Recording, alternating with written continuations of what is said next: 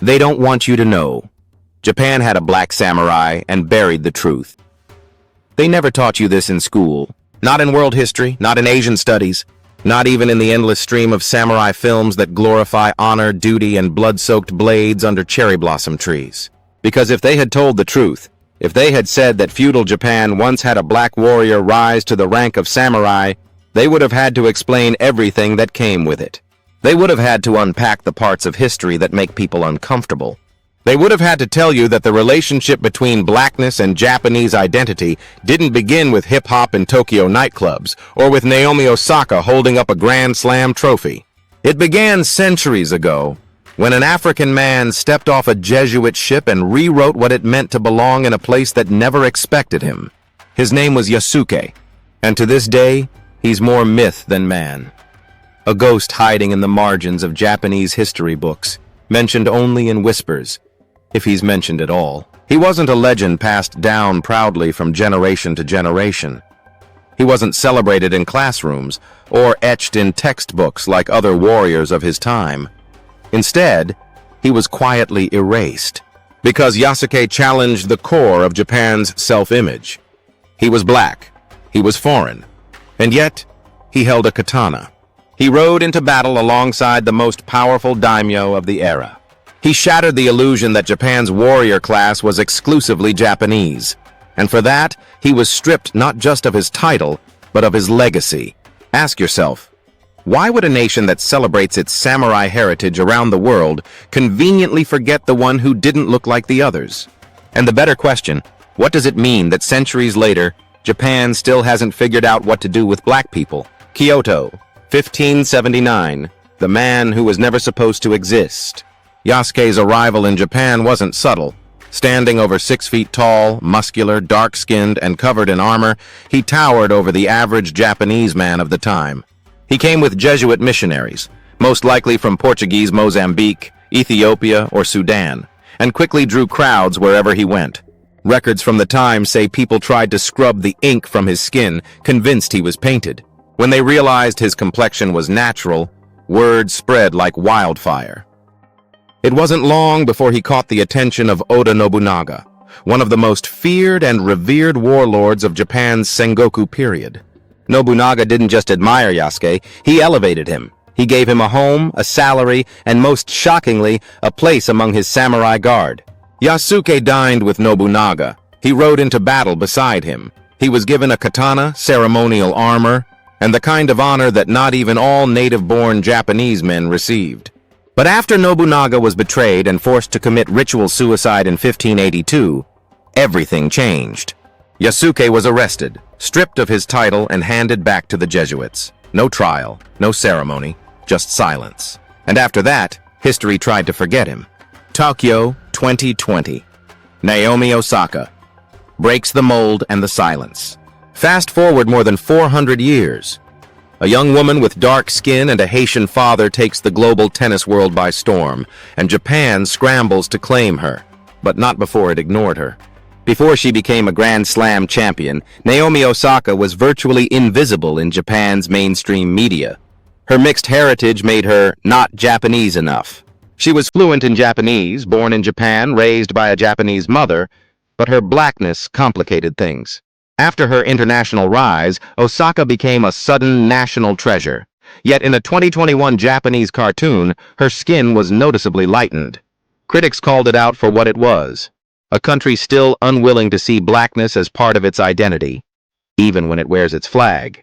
Okinawa, 1960s to now, the forgotten children of the American military. In the wake of World War II, and throughout the Korean and Vietnam Wars, thousands of African-American servicemen were stationed in Japan, particularly in Okinawa. Many formed relationships with Japanese women, and many of those relationships resulted in children. But when the soldiers returned to the U.S., those children were left behind, both literally and culturally. Thousands of biracial babies, many with visibly African features, were placed in orphanages. Others were abandoned altogether. These children, often referred to as hafu, half, were shunned in schools, denied jobs, and treated as societal stains rather than citizens.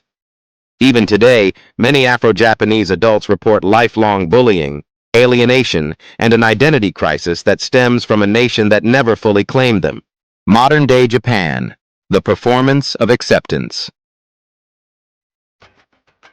To be black in Japan today is to live in contradiction. On one hand, black culture is celebrated. Hip-hop, fashion, jazz, and soul music are wildly popular. African cuisines are popping up in trendy Tokyo districts. Anime series like Afro Samurai are exported globally, inspired by the legacy of a man the country once tried to forget.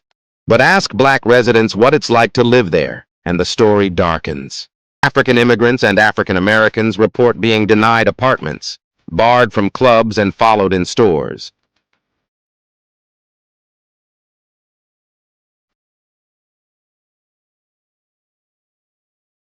In interviews and surveys, many say they are treated more like exotic mascots than people.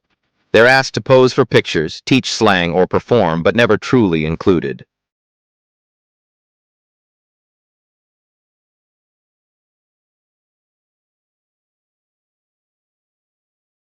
Japan welcomes the idea of blackness, but still resists the reality of it.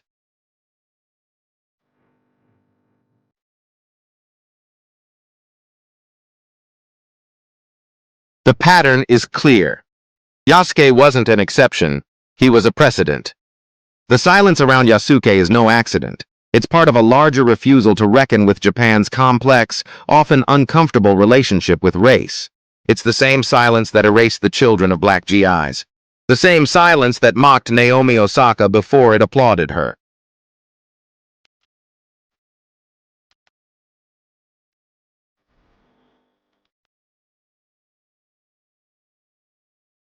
The same silence that continues to follow black teachers, tourists, and immigrants across the streets of Osaka, Sapporo, and Tokyo.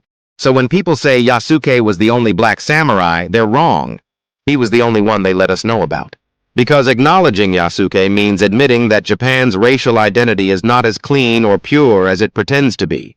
It means grappling with centuries of buried history, uncomfortable truths, and black presence that never left.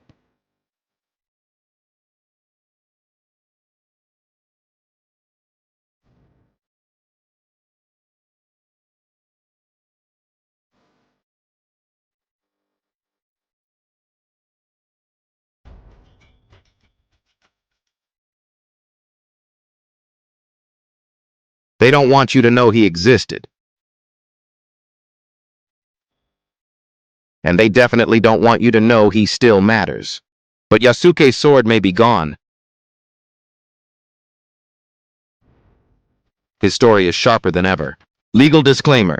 This article is for educational and historical commentary purposes only. All claims are based on documented sources, scholarly research, and personal testimonials available in the public domain.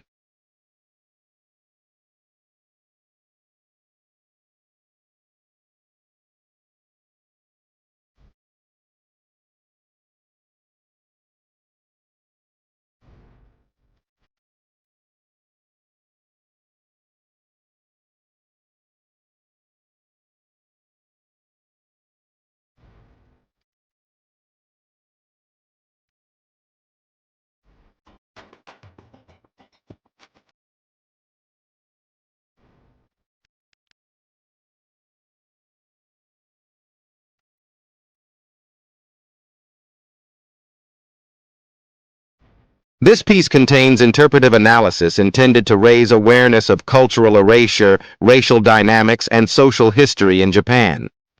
Viewer discretion is advised for audiences sensitive to discussions of race and identity.